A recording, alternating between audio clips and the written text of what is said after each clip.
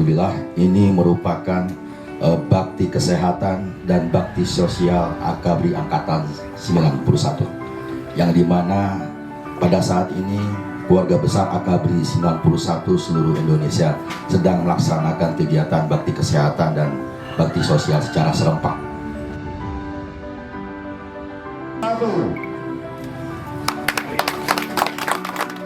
Ucapan terima kasih